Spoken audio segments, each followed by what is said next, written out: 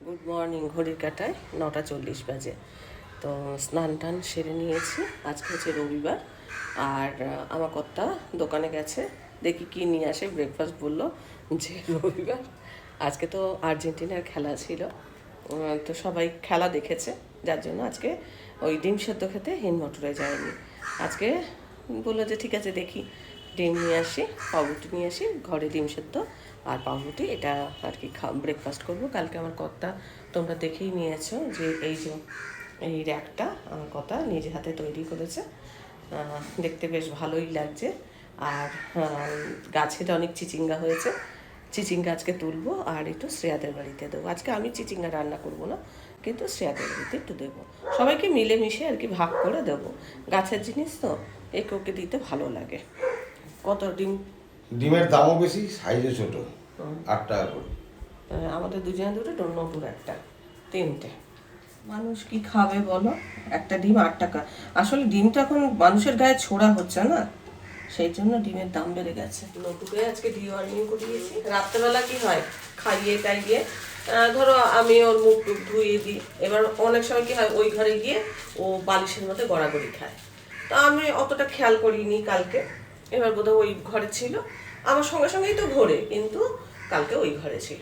এবার আমি আমার মতো ঢুকে দরজা বন্ধ করে দিয়েছি, এসি চালিয়ে দিয়েছি। এইবার ঘুমিয়েও পড়েছি। অন্যান্য সময় কি হয়, আমার পায়ের নিচে শুয়ে থাকে। কালকে ওই আমার ভিডিও দেখছিলাম, দেখতে দেখতে ঘুমিয়ে পড়েছে। এবার সকালবেলা উঠেছি, নটু কোথায়? নটুকে দেখতে পাচ্ছি না। অনেক সময় জানলায় শুয়ে থাকে বা বিছানায় কিছুক্ষণ শোয়, আবার নিচে কিছুক্ষণ শোয়, এরকম শোয়। নিচেও দেখতে পাচ্ছি না, জানলার পাশেও দেখতে পাচ্ছি না, কোথাও দেখতে পাচ্ছি না, ঘরে নেই। কি ব্যাপার? যেই দরজাটা খুলেছি, দেখি নটু দরজার পাশে এরকম করে বসে রয়েছে। তখন কি মায়া লাগছিল যে মানে ও না এতটাই শান্ত, আর একটু দরজা আছড়া বা কিছু বা একটু কেউ কেউ কর, কিছুই করেনি, চুপচাপ ওইখানে বসে রয়েছে। তা আমি কি করে বুঝবো? আমিও ঘুমিয়ে পড়েছি, আমি আর বুঝিনি। সকালবেলা দেখছি কোথায় গেল নটু। তারপরে দরজা খুলে দেখি, আমি তখন বুঝেছি যে মানে এই ঘর বা ওই ঘরে রয়েছে। এই ঘরে সাধারণত এই ঘরে এসে আশ্রয় নেবে, কারণ আমরা কখন দরজাটা খুলবো। যেই দরজাটা খুলেছি, নাচতে নাচতে ঘরে ঢুকে গেল। এটা পাউরুটি কাটার ছড়ি।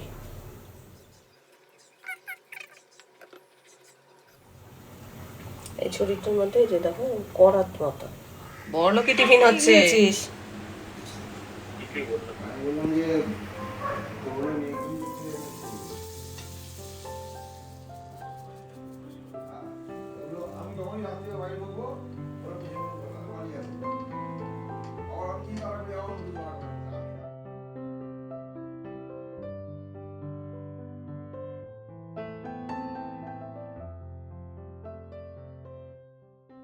আমাদের ব্রেকফাস্ট হয়ে গেছে, আমরা এখন ছাদে চলে এসেছি।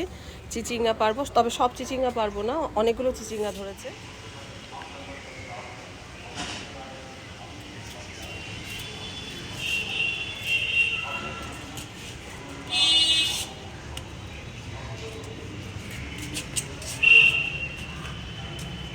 এই যে ওইটা, এইটা এটা হ্যাঁ বড় হয়নি, এটা বড় হয়েছে। এইটা থেকে আমার তো মানে ওইটাই বড় লাগছে। দেখো তো নিচ পর্যন্ত দেখো, অনেকটাই তো বড়।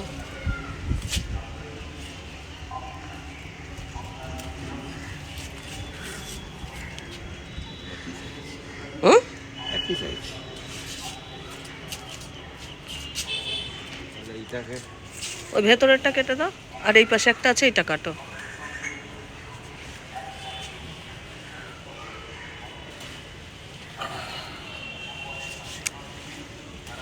ভালোই হয়েছে।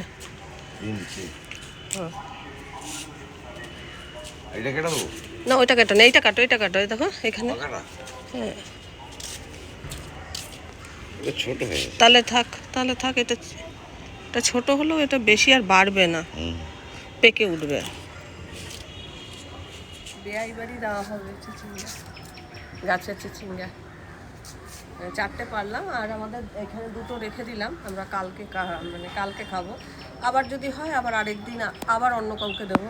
তো ওদের মোটামুটি এটা ভালোই হবে, তাই না? গাছের জিনিস তো, তাই আনন্দই লাগছে।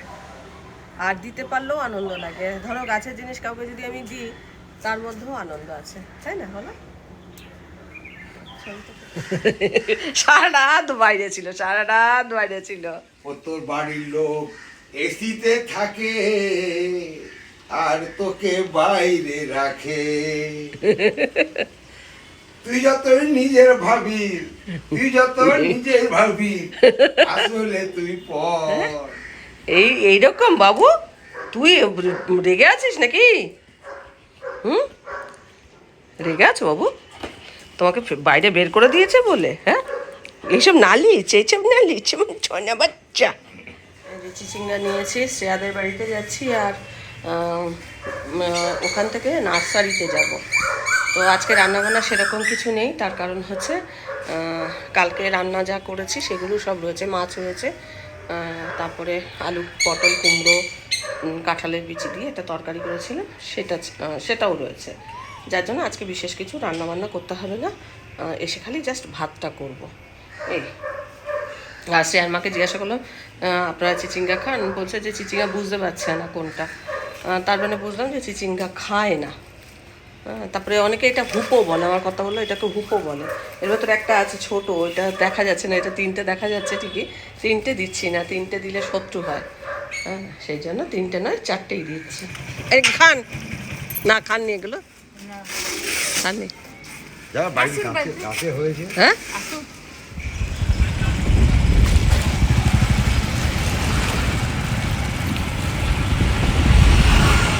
পশ্চিমবঙ্গ সরকার এই বিল্ডারটারও কিছু করতে পারে বলো?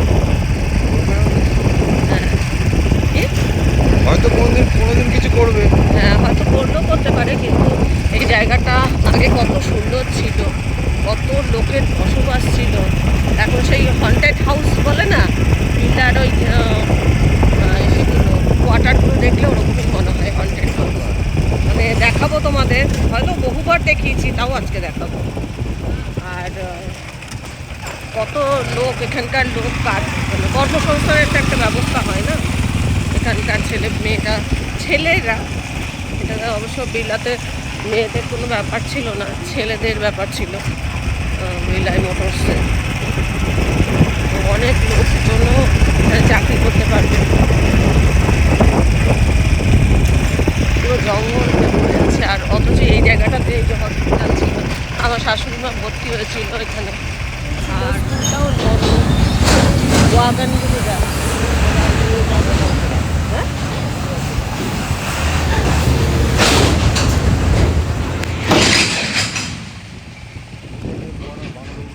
এই যে এগুলো বলছিলাম না হন্টেড হাউস, ব্যাক ক্যামেরা করে। এর মধ্যেও কিন্তু লোকজন বাস করে, কিছু কিছু মানুষ আছে।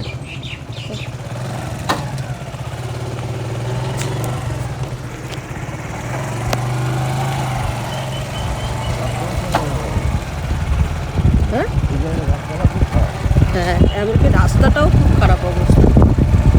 দেখো, এইটা তো দেখে মনে হবে, এই জায়গাটা তো দেখে মনেই হবে। এখান দিয়ে তখন লোকে শর্টকাটে যায়। হ্যাঁ, শর্টকাটে যায়। এখানে লোকজন কয়েকটা পরিবার আছে, কিন্তু বেশিরভাগটাই এরকম ফাঁকা, নির্জন। ভুতুড়ে বাংলোর মতো দেখতে লাগে, যত দূর দেখবে তত দূর এরকম। হ্যাঁ, এরকম এগুলো কোয়ার্টার, কত লোকজন থাকতো এখানে। আমরা মানে বাড়িতে কেউ এলে এখানটা ঘুরতে নিয়ে আসতাম, এত সুন্দর জায়গা ছিল বিল্ডার ভেতরটা।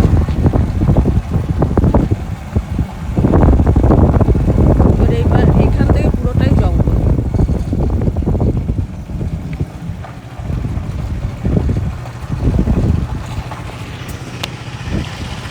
আর এই হচ্ছে সামনের রাস্তা।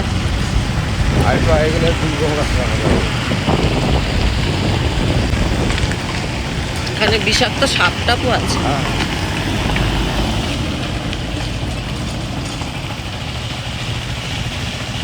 এই হচ্ছে রাস্তার চেহারা। এই যে রাস্তার চেহারা। হ্যাঁ, এই হচ্ছে রাস্তা।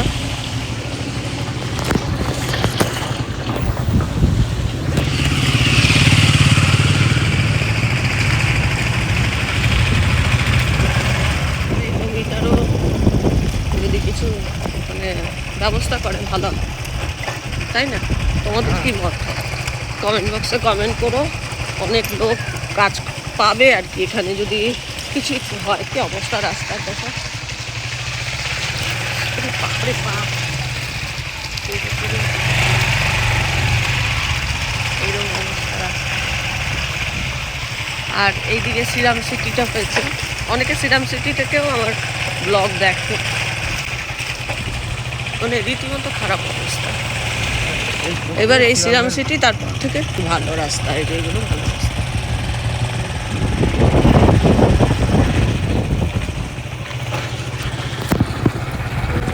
আশেপাশে কিছু দোকান হয়েছে।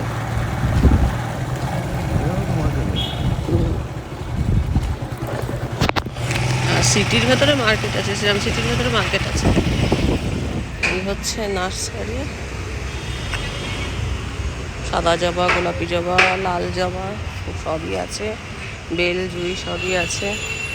এটা কামিনী মনে হয়।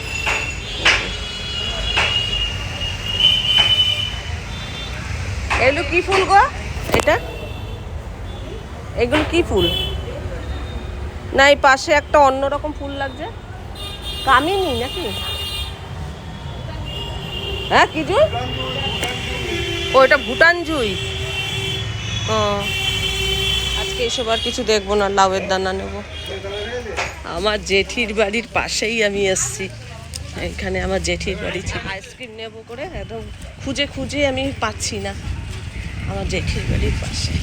কিন্তু জেঠিও নেই, জেঠুও নেই, কেউ নেই, বাড়ি বিক্রিও হয়ে গেছে, তাই দেখতে এলাম। এই হচ্ছে সেই বাড়ি, পুরো জঙ্গল হয়ে আছে। কি সুন্দর তুই রে দেখতে, গন্ধ পাচ্ছে ও।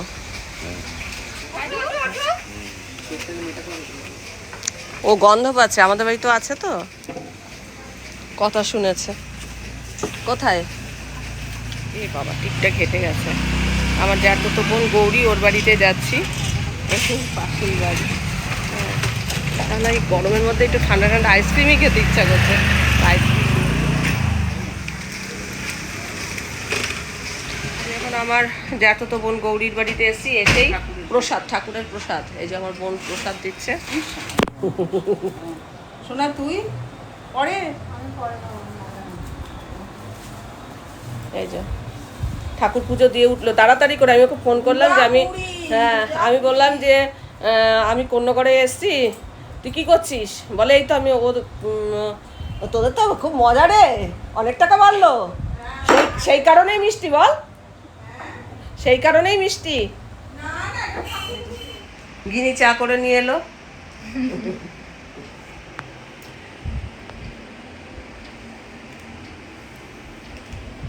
তোদেরটা নিয়ে আমার টিপ মিপ ঘেটে একাকার।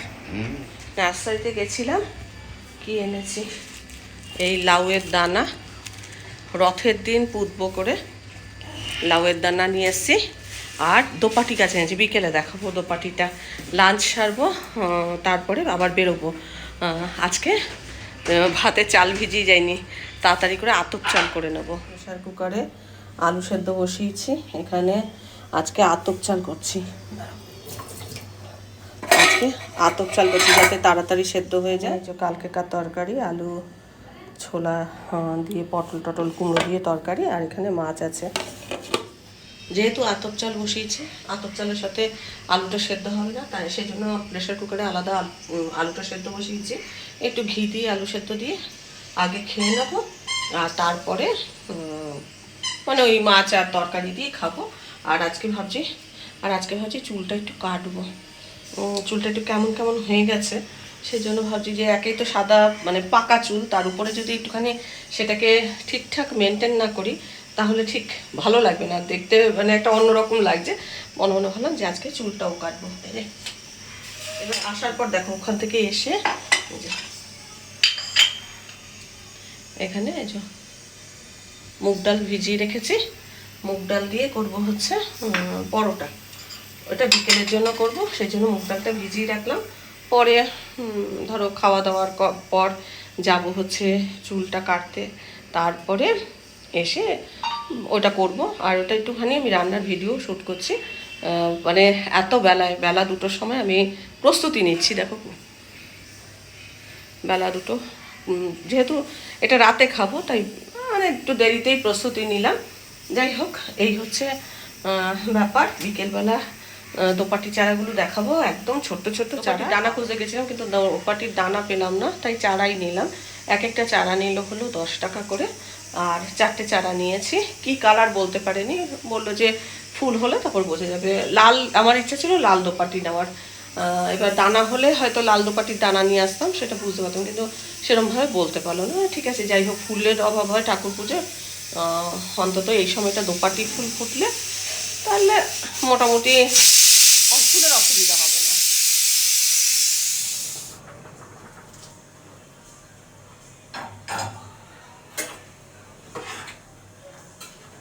এটা হচ্ছে আতপ চাল করার একটা ট্যাকটিস।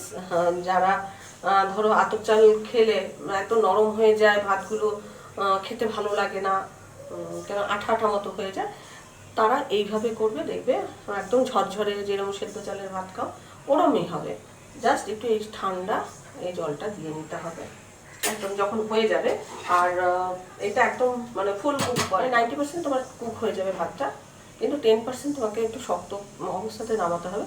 পরে ওটা কিন্তু ওই এক্সট্রা জলটা সোক করবে, করে ঝরঝরে হয়ে যাবে। বিশ্বাস করো 10 মিনিটের মধ্যে ভাত হয়ে গেল। এই দেখো, ভাত একেবারে ঝরঝরের মতো হয়েছে না। এইভাবে করবে যেদিন তাড়া থাকবে।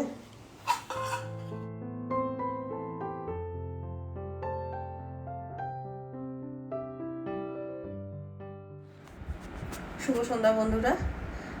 এখন ঘড়ির কাঁটায় 9টা বাজে। দুপুরের পর আর ব্লগ করতে পারিনি, তার কারণ হচ্ছে মোবাইল বন্ধ হয়ে গেছে, মানে টাচটা কাজ করছিল না। যেই মোবাইলে আমি শ্যুট করি, ওই দেখলে তোমাদের দেখিয়েছিলাম মুগ ডালের যে পরোটাটা করছিলাম, সেটা আমি শ্যুট করছিলাম। করতে করতে দেখি মোবাইলটা সুইচ অফ হয়ে গেছে, চার্জ ছিল না। তারপরে চার্জ দিয়েছি, দেওয়ার পর মোবাইল টাচ কাজ করছে না, মানে খুলছেই না মোবাইল। তারপরে আর কি করবো না, যে গেল বোধহয় আবার একটা গচ্ছা, কি করব ভীষণই চিন্তা করছিলাম, কেন হঠাৎ করে একটা খরচা এলে যা হয়। আমরা যখন মোবাইলটা কাজ করছে না, যাই চুলটাও কেটে, তোমাদের বলছিলাম চুলটা চুলটা জানি না কেমন কাটা হয়েছে। অন্যান্যবার যেখান থেকে কাটি সেখানে কাটিনি, আমাদের এই যেখান থেকে আইব্রু করি ওইটা, মানে চুলটা কাটি অন্য জায়গায়, আইব্রুটা করি আমার পাশের তো পার্লার থেকে, তো ওই পাশের পার্লার থেকেই করেছি। চুলটা কেটেছি এবার, মনটা খারাপ লাগছিল, আর চুলটা কাটবো এরকমও ভাবছিলাম, চুলটা সেট হওয়া দরকার আছে, সেই জন্য এখান থেকেই চুলটা কেটে নিলাম। তারপর তো মন খারাপ করেই বসেছিলাম, না ভিডিও শ্যুট করতে পারছি না কোনো কাজ করতে পারছি। ভাবছি যে কিনতে হবে নাকি মোবাইল, মানে ভিডিওগুলো তো সব এই মোবাইলেই রয়েছে যেটাতে এখন শ্যুট হচ্ছে, এটাই ভাবলাম কী করব। তারপরে আমাদের এখানে পাশে একটা দোকান আছে, সেটা খুব ভালো কাজ জানে, কোনো সমস্যা হলেই ওর কাছে যাই। তো ওর কাছে গেল, কি বললো, খুললো মোবাইলটা সুইচ অফ করলো। আমি কিন্তু সুইচ অফ করতেই পারছিলাম না, যতবার সুইচ অফ করতে যাচ্ছি দেখছি যে সুইচ অফ মানে টাচই কাজ করছে না, আর আমারটা স্লাইডিং, মানে টাচেই করতে হবে। কী করে দিল। তারপরে এখন তো শ্যুট করতে পারছি। বিকেলবেলা আমার কথা দোপাটির চারাগুলো লাগিয়েছে, ওই মোবাইল থেকে এই মোবাইলে নেব, নিয়ে অ্যাড করে দেবো, হয়তো দিয়ে মানে আগেই দেখাবো। বিকেলবেলা আর কি ও করেছে। আর এখন গা ধুলাম, ভীষণই গরম লাগছে, গা ধুলাম। আর আমরা পরোটা খাবো রাত্রেবেলা, নটু ডগ ফুডস খাবে। এই চুল কাটাটা কেমন হয়েছে বলবো?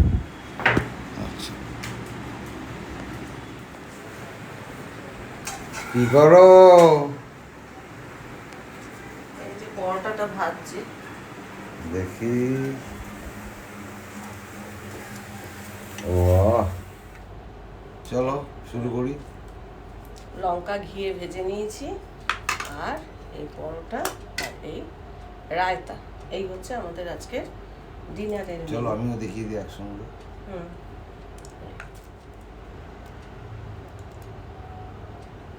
এই হচ্ছে পরোটা। ভালো। ব্লগটা থেকে ভালো লাগলে অবশ্যই একটা লাইক দিও, প্রচুর প্রচুর শেয়ার করো। আমার চ্যানেলটা ভালো লাগলে অবশ্যই সাবস্ক্রাইব করে আমার পাশে থেকো। আজকের পর্বটা আমি এখানে শেষ করছি। দেখা হবে নতুন একটা পর্বে নতুন কিছু নিয়ে, ততক্ষণের জন্য